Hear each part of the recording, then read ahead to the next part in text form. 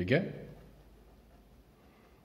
Coulomb's law, to determine forces between these two charges located at A and B. Now, supposing I would say that कोई charge has, if there is a charge say Q1 and there's another charge say Q2 and there's another charge say Q3, ठीक है, किसी space के अंदर अगर we just go like this and तो ये जो चार्ज Q1 है, ठीक है, इसके ऊपर दो चार्जेस की फोर्स लग रही है, Q2 की भी लग रही है और Q3 की भी लग रही है, ठीक है। तो क्या, द क्वेश्चन इज, जो मैं आपसे पूछ रहा हूं, देखिए अभी तक हमने सिर्फ यही स्टडी करा कि अगर दो चार्जेस हैं तो उनके बीच में फोर्स कैसे लगेगी, ठीक है।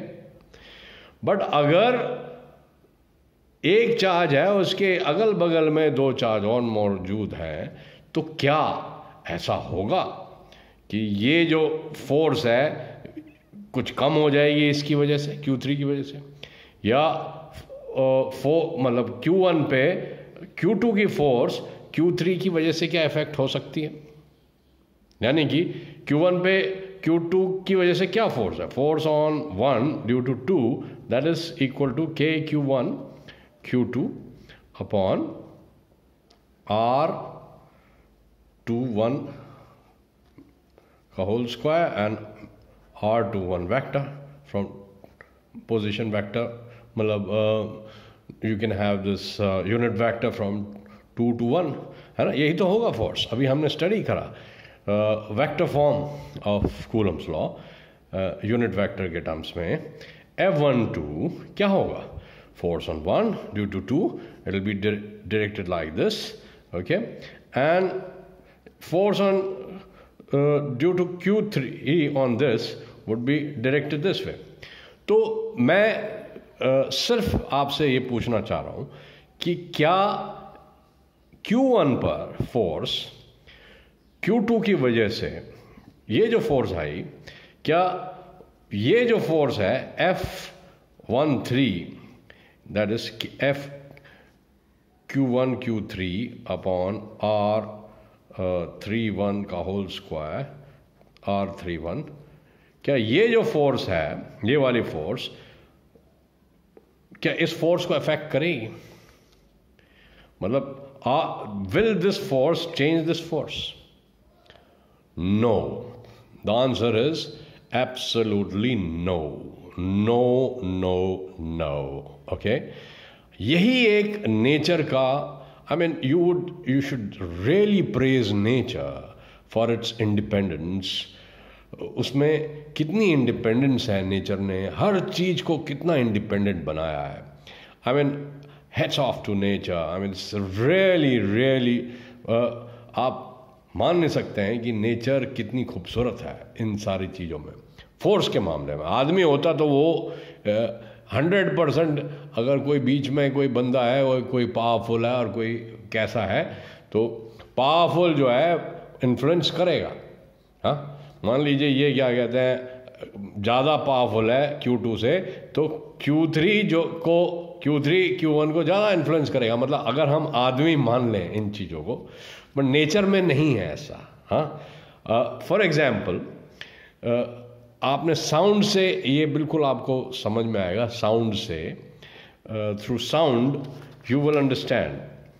साउंड जो होती है ना, sound, if you are sitting, supposing आप कहीं पर बैठे हुए हैं, you are sitting in a room, okay, तो आप जो है, if you are sitting here supposing, and बहुत सारी साउंड्स आ रही हैं, कोई चिड़िया की आवाज़ आ रही है, कोई फ्लाइंग एरोप्लेन की आवाज़ आ रही है, कोई मोबाइल की आवाज़ आ रही है, हाँ, कोई आपके बच्चे बाहर खेल रहे हैं उनकी आवाज़ आ रही है।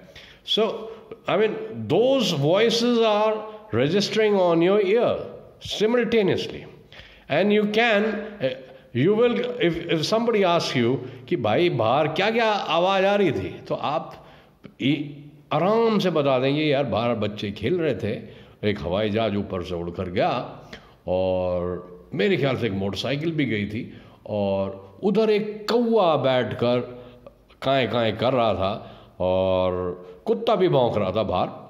अब मेरी मम्मी मेरे को पीछे से बुला रही थी and my sister was crying कि मैंने उसके कोई चीज़ उठा ली है। सो मैं वो सारी चीज़ें बता सकता हूँ, यानी कि all those sounds were reaching to me and they were not cancelling each other. The point is this. तो ये जो नेचर के अंदर जो लॉ है, इस लॉ को हम कहते हैं सुपर पोजिशन लॉ। ओके, ये बहुत जगह पर मिलता है, साउंड में मिलता है, ग्रेविटी में मिलता है। एक प्लैनेट के ऊपर कितनी सारी ग्रेविटीज हैं जो एक्ट कर रही हैं, but they don't cancel each other. Okay, similarly electrostatic के अंदर superposition law, in electrostatic also this law operates. ठीक है, अब ये कैसे लॉ ऑपरेट करेगा, we will just understand that. तो अभी मैंने सिर्फ आपसे ये बात करी थी कि मान लीजिए मल्टीपल चार्जेस प्रेजेंट हैं, multiple charges are present, then how will they interact with each other? How will they interact with each other?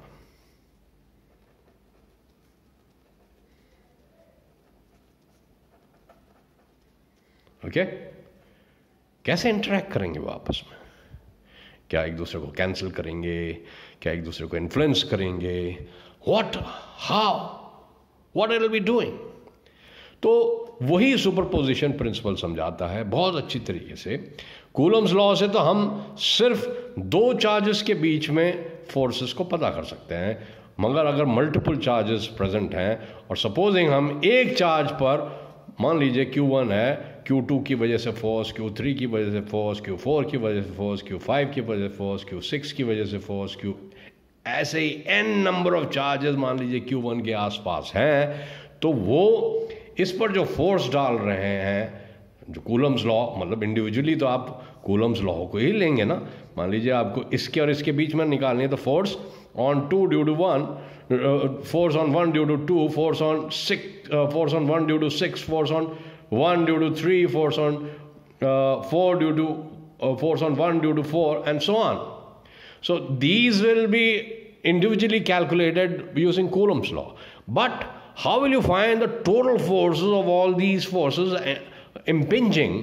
मतलब इसके ऊपर जो एक्ट कर रही हैं ये जितनी भी फोर्सेस हैं, उनके बारे में हमको सुपरपोजिशन प्रिंसिपल बहुत अच्छी तरीके से, बहुत सिंप्लिसिटी से समझा देता है कि भाई ऐसा नहीं है, ये सारी फोर्सेस एक्ट इंडिविजुअली कर रही हैं इनके ऊपर, and they are not interfering at all. Okay, so let's go ahead and try to see how this is happening. Okay, हम सिर्फ 3 point charges ले लेते हैं and then we will try to display to you how these forces are behaving using superposition principle. ठीक है, चलिए let's go ahead. मान लीजिए ये चार्ज Q2 है, this is a position vector R2. ये चार्ज Q1 है and this is position vector R1 and ये चार्ज Q3 है, okay, and this position vector 3. Fine. What we are trying to understand? Principle of superposition. This is the principle which we want to understand. ठीक है, तो अब हमको we want to find out force on Q1 due to these two charges. ठीक है, एक चीज याद रख लिए, ये कैंसल, इसकी फोर्स इंडिविजुअली इस पे एक्ट करेगी और इसकी फोर्स को इफेक्ट नहीं करेगी, ये इंडिविजुअली लगेंगी। तो ये मोटा मोटा आप याद रख लीजिए कि superposition principle is acting like this and it is not affecting, these forces are not interfering with each other. Okay, ये इंटरफेयर नहीं कर रहे हैं। So let's go ahead and find out force on 1 due to all these charges. So force on 1 due to 2 क्या होगा? Force on 1 due to 2 होगा K Q1 Q2 upon vector R21, है ना? R फोर्स का direction तो यही होगा ना, इधर इस साइड में होगा. So it will be going like this. So R21 इसका मैग्नीट्यूड एंड इससे हम यूनिट वेक्टर से मल्टीप्लाई कर देंगे. So we get this force on 1 due to 2. Now force, this is a vector, okay, and force on 1 due to 3 क्या होगा? It will be K Q1 Q2 upon R31 इसका magnitude and R31 इसका position vector. ठीक है, हमेशा position vector, sorry unit vector which point in the direction of the force. So this force F12 is in this direction, so this is R21, and force on 1 due to 3 is in this direction, क्योंकि 3 की वजह से force इधर लग रही है. So it will be F13. Okay, so K Q1 Q3 upon R31, this is a आपका unit vector. Now अब हम जो एक्चुअल है सुपरपोजिशन प्रिंसिपल, उसको let's enunciate that and try to understand what exactly it is. So we just came to know that we have just found out that F12 force is equal to K Q1 Q2 upon R21 whole square R21, right? And F13 is equal to K Q1 Q3 R31 whole square R31. So force on 1 जो होगा according to superposition principle, it will be vector sum of these two vectors.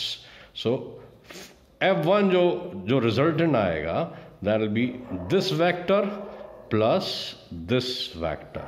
ठीक है, ये एक vector है, ये ए vector मान लीजिए, ये बी वेक्टर मान लीजिए, और हमें पता है ट्राइंगल लॉ कैसे लगाना है. ट्राइंगल लॉ लगा के F1 आप निकाल सकते हैं. I will further explain you resolution of forces. That will be just dealing कि फोर्सेस को रिजॉल्व कैसे करते हैं. That I will be teaching you very shortly. मतलब उसका एक डिस्प्ले हो जाएगा. So you will know how to add these forces vectorially. But हमने क्या कहते हैं, ज्योमेट्रिकली तो पता ही है हमारे को कि इनको कैसे ऐड करना है.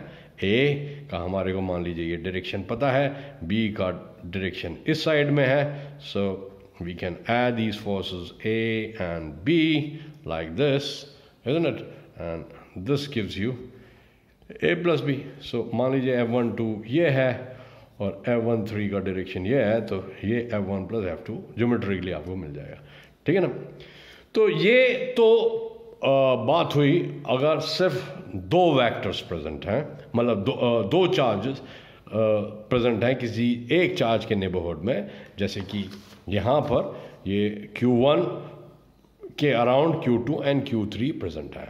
ठीक है, सो फोर्स कैसे आएगी, उसमें इंडिविजुअली फोर्सेस आप निकाल लें, like this and then add them. Force on 1 due to this and they are individually added.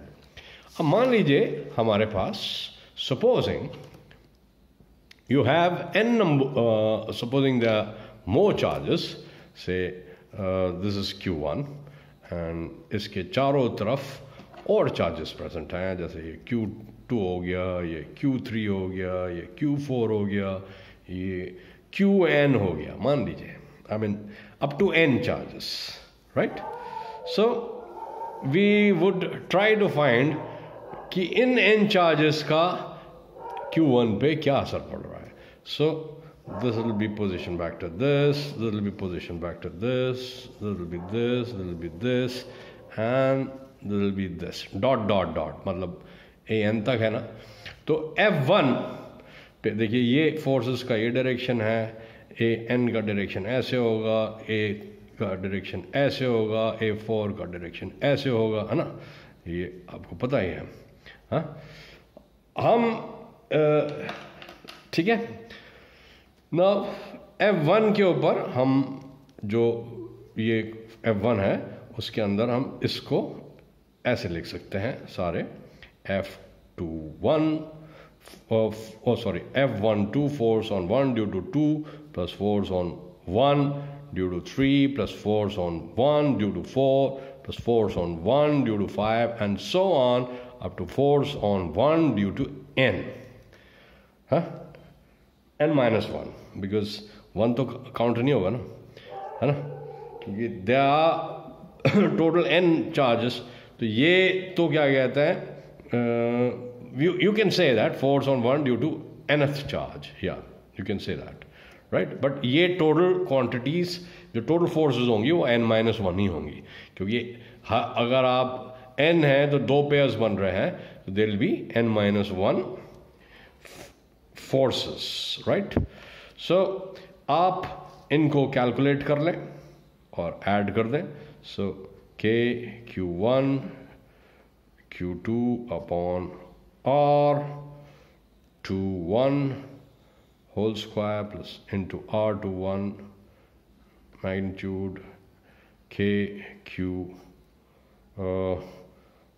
q3 upon r31 whole square r31 and so on up to k q1 qn upon rn1 whole square rn1 magnitude. So this is basically principle of superposition कि आप सब इन forces को जोड़ देंगे and हम combined charges निकाल सकते हैं like this.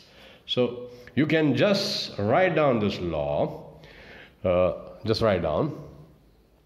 The principle of superposition states that when number of charges are interacting, the principle of superposition states, write down. The principle of superposition states, okay, the principle of superposition states, the principle of superposition states, what does it state? That when a number of charges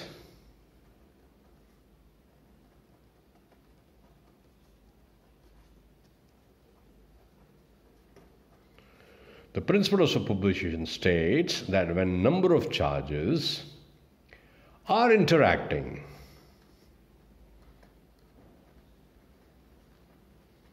okay, I mean they are interacting with each other, the total force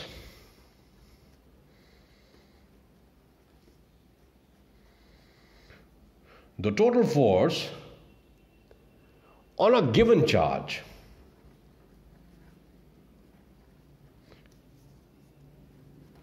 अब यहाँ पर देखिए ना आप कि ये मान लीजिए 3-4 सिस्टम है, तो गिवन चार्ज तो Q1 हो गया और उसके ऊपर Q2 और Q3 का इंटरेक्शन क्या हो रहा है. So that's what he's trying to say.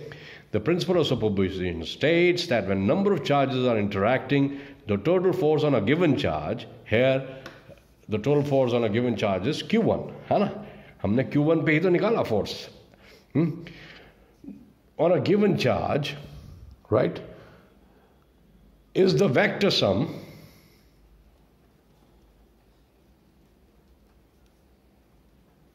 ठीक है, it's a vector sum of the forces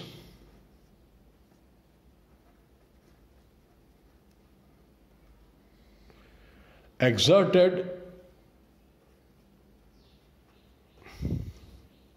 ठीक है, is a vector sum of forces exerted on it, किसके ऊपर, on Q1, on it, due to all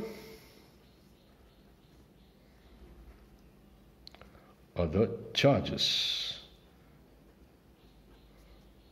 ठीक है, all other charges. The ठीक है, अब ये ऑल ऑफ द चार्जेस कौन से हो गए, Q2 और Q3, और इनका वेक्टर सम जो है F12 और F13 है, ठीक है ना। तो वो हमने ये जोड़कर वी जस्ट अंडरस्टूड कि मान लीजिए ये Q1 है और ये n चार्जेस चारों तरफ मौजूद हैं, तो इनका वेक्टर सम क्या होगा इसके ऊपर। अब Q1 जो है Q2 से भी इंटरेक्ट कर रहा है, Qn से भी कर रहा है, Q3 से भी कर रहा है, Q4 से भी कर रहा है, तो इस टोटल Q1 के ऊपर चार्ज क्या लग रहा है वो वेक्टर सम होगा इंडिविजुअल फोर्सेस का, ठीक है, राइट। अब प्रिंसिपल ऑफ सुपरपोजिशन समझ में आ गया।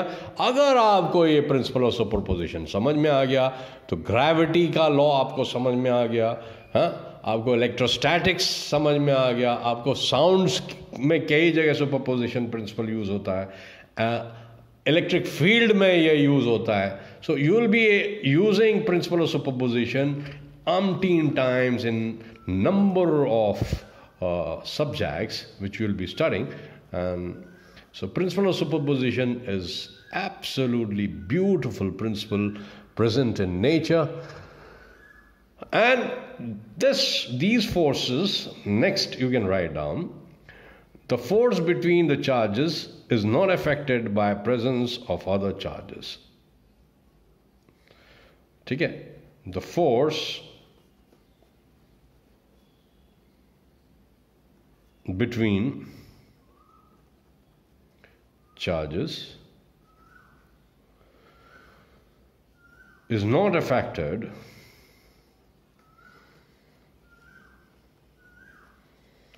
by other charges। समझ में आया बात, मतलब कहने का मतलब है F12 और F13 जो है F12 को नहीं छेड़ रही है, F12 F13 को नहीं छेड़ रहा है। तो जो भी फोर्स इस पे लग रही है इंडिविजुअली लग रही है, हाँ, they are individually contributing, they are good friends, right. So Q3 is a good friend of Q1 and he understands that Q2 has also got ride on Q1, so whatever they are interacting individually, वो एक दूसरे को influence नहीं कर रहे हैं, एक दूसरे को अच्छी तरह से फ्रेंडली बिहेव कर रहे हैं। I mean that's a layman's way of explaining these forces. So superposition principle, net I have explained to you, and this is a definition which you must understand. इसको रटना नहीं है, ठीक है। The principle of superposition states that when number of charges are interacting, मतलब बहुत सारे charges आपस में interact कर रहे हैं, the total force on a given charge is vector sum of the forces exerted on it due to all other charges. तो एक किसी चार्ज के ऊपर जो फोर्स लग रही है